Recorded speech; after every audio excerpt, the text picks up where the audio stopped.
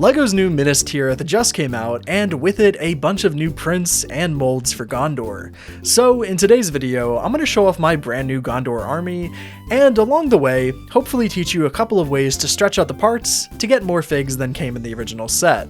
Up first, we have Aragorn in his king outfit. This figure looks great on his own, but his armor covers up a gorgeous looking torso print. It'd be a waste to hide this piece, so I've taken it from Aragorn and then removed the arms from it to add on to a random black torso. Now with the armor over it, Aragorn looks the same as before, but now we get an extra torso to use on another soldier. Moving on, we can do the same thing with all 4 of the Gondor soldiers that came in the set. These guys are all identical and use these ornate printed chest plates that cover up their black coats. These torsos are pretty similar to the one from Aragorn, and again would be ridiculous to hide under their armor. We can actually harvest one more of these torsos from the set, as Pippin also comes with one of these. But now you may have noticed that we're running into a problem. We've got 6 extra torsos without any legs to go with them. So I've went ahead and grabbed a bunch of different black legs with simple robe prints from LEGO Star Wars.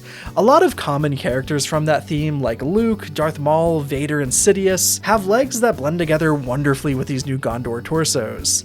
Their combination looks quite natural to me, and to the untrained eye, they look like they're part of the same original fig. So with these 6 base sets, we can add on some accessories to each of them. To the Aragorn base, I've added a black Mando cape, a smug face, some blonde hair, and a sword from the LEGO Rivendell set. Then for the other 5 figures, I've tried to keep them fairly uniform, as this is an army, but with a little bit of variation to keep things interesting. I find that with smaller LEGO armies of like 15 or less figures, it's best to add in a bit of personality wherever you can. I'm not trying to go for like the static clone army here, I want the soldiers to have some life in them. That being said, for most of the figs, I have used the classic LEGO Castle helmet, as that just fits in nicely with the brand new mold from Minas Tirith.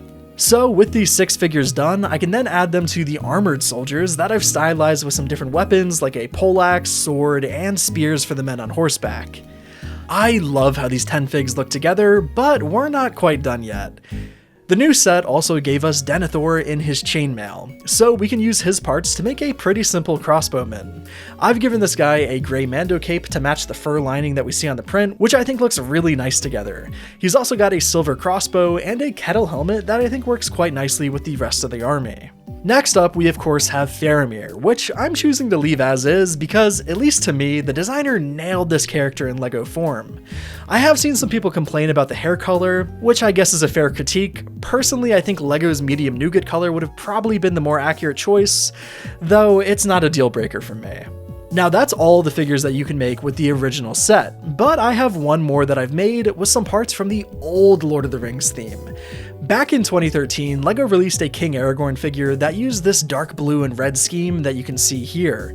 It was the one and only figure from the theme made for Gondor, so to honor it, I've made a simple hooded archer with it. I've also given him a black quiver and a bow to better match with the modern Gondor soldiers that wear black. I just love how this print holds up today, and I wish I had a few more of them to add to this army, but for now, that's it. The minifigures from Minas Tirith are downright gorgeous, and I hope we see LEGO put some of these guys in a cheaper set.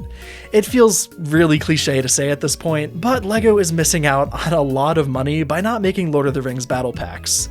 The 4 Gondor soldiers that come in this set would be perfect for a battle pack, and they would fly off shelves. I'm very happy with my army of 14 figures, but I can't deny that it'd be nice to have a few more to kind of flesh out the ranks and use in some custom mocks. I hope you enjoyed this little army showcase and tutorial, as I had a blast putting it together.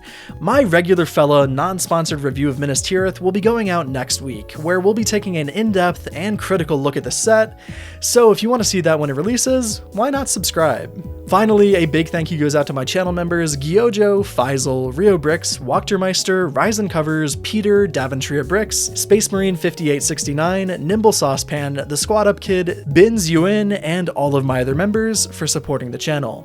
And as always, thank you all so much for watching.